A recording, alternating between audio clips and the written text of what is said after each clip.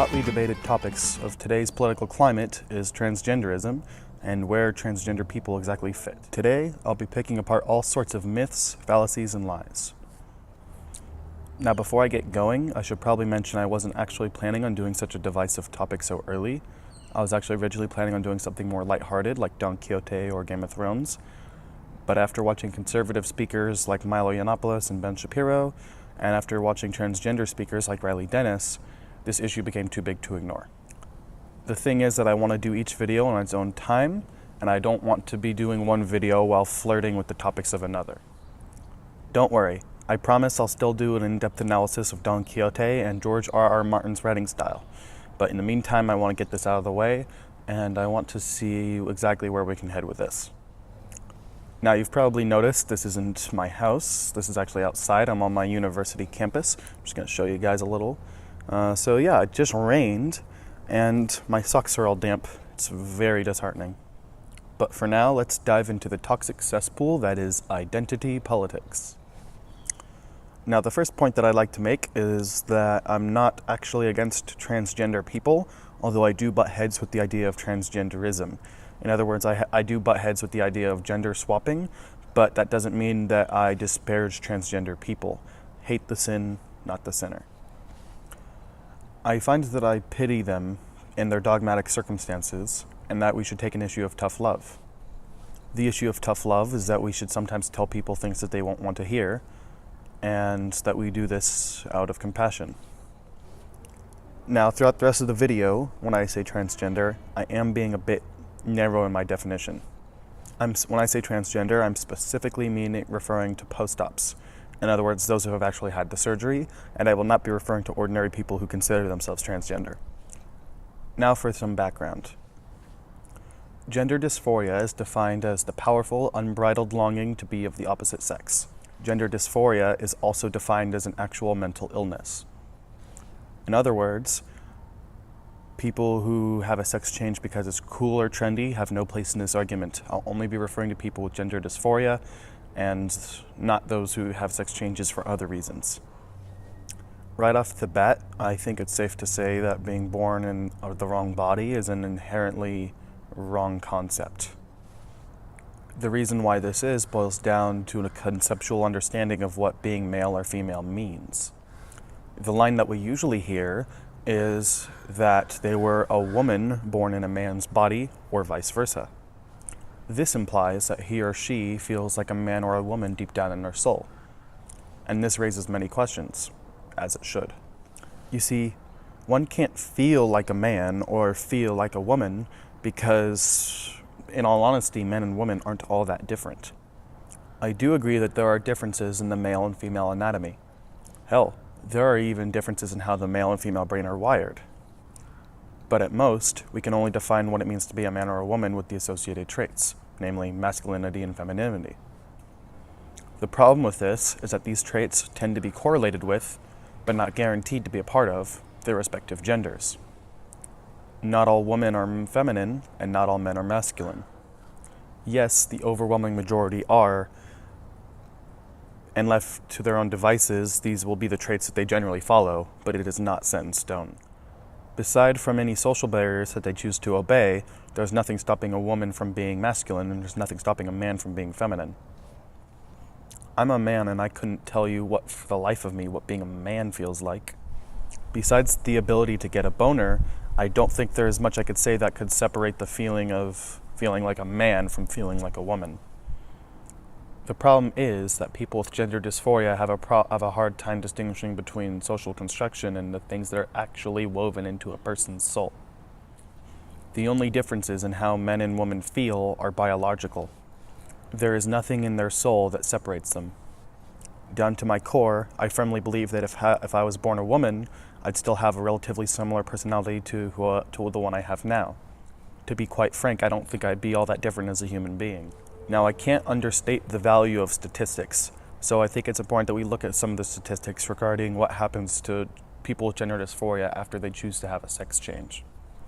According to research, approximately half of all post-op transsexual people are depressed, and many are suicidal. To compare, About 6% of average Americans are depressed, with that number rising to about 7% every winter season. For that number to climb all the way to 50% in any one group is frightening and should not be ignored or dismissed. I understand full well that correlation does not equal causation, but it's hard to argue that half of all transgender people being depressed has nothing to do with them irreversibly mutilating themselves. Well, I suppose if you want to be technical about it, in a way, sex change isn't completely permanent. It can sort of be undone, but the damage would already be done. There are some things that will never be the same, and it would take months to go back to the feeling the way they were, because it would take a long time for the hormones and the hormonal therapy to actually have them feeling the way they felt before the surgery in the first place. But for the sake of the argument, we will pretend that we will say that the effects of sex change are fairly permanent. Reminds me of that one episode of The Office. Fine. So- Whatever you want. Just like always. Whatever you want. Whatever I want. It's never whatever I want. It's fine. When I wanted to see Stomp and you wanted to see Wicked, what did we see? We saw... When I said that I wanted to have kids and you said that you wanted me to have a vasectomy, what did I do? And then, when you said that you might want to have kids and I wasn't so sure, who had the vasectomy reversed? And then when you said you definitely didn't want to have kids, who had it reversed back? Snip, snap, snip, snap, snip, snap. In all seriousness, though, I believe that the reason why half of all post-op transgender people are depressed has to do with the fact that we enabled, nay, encouraged, their worst primal instinct. It seems to me, though, that the feeling of gender dysphoria ultimately boils down to a feeling of inadequacy. The feeling that their body is hideous, that they've been dealt a bad hand in life, and that the only way to fix it is for them to biologically change sexes. But often I find that in the case of people with body image issues, that the ultimate solution is to help them alter their views of themselves, not necessarily irreversibly change their body. There are exceptions. If someone is overweight, they can lose weight, and if someone is underweight, they can gain weight. But these effects aren't permanent, and that logic doesn't translate well to gender. The problem is that changing your genitals doesn't change your soul. At the end of the day, whether you don an eggplant or a baby shoot, you're still the same person. And no amount of surgery will change that. There's another thing that's incredibly important and worth noting. The only conceivable way to escape the grasp of depression is through fulfillment.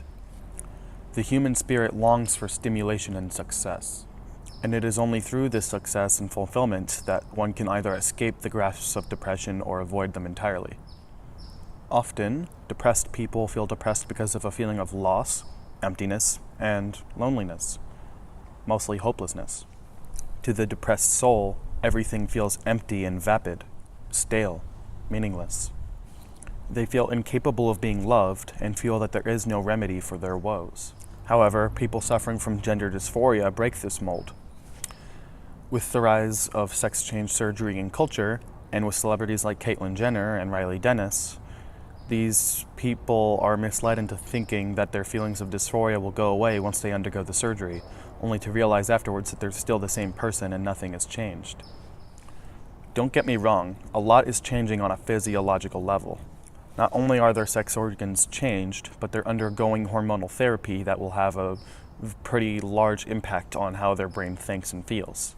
Transgender men will be given testosterone, and transgender women will be given estrogen. This can help create the illusion that the surgery has worked, but it can only go so far. While testosterone can help someone who's born a woman feel more manly, and estrogen can help someone who's born a man feel more feminine, it can't change who they are on a fundamental level. And this creates a conflict between the hopes that they had built up in their head and the feeling of inadequacy that has followed them this far. Now, I know what some of you are thinking. This is 50% of trans people, not all trans people. After all, there are plenty of transgender people who are happy with the surgery. And this is where I draw a line between the two different types of trans people. I don't mean anything malicious. In fact, I find these people admirable in their own way. But I'd argue that people who are happy with the surgery are very different from the ones who become depressed afterwards. More specifically, I'd argue that the people that are happy with the surgery underwent the surgery for different reasons entirely. The ones who are happy with the surgery are the ones who cared more about the aesthetic and outward expression of the opposite sex.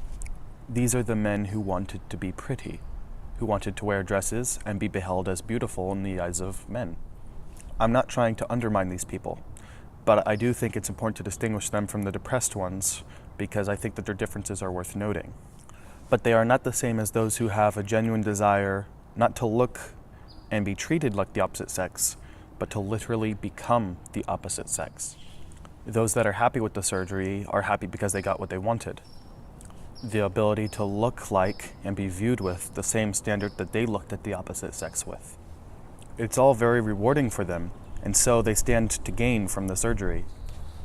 However, the other half of trans people, the depressed ones, are struck with a horrible realization that their efforts to appease their inadequacy and become the opposite sex were in vain.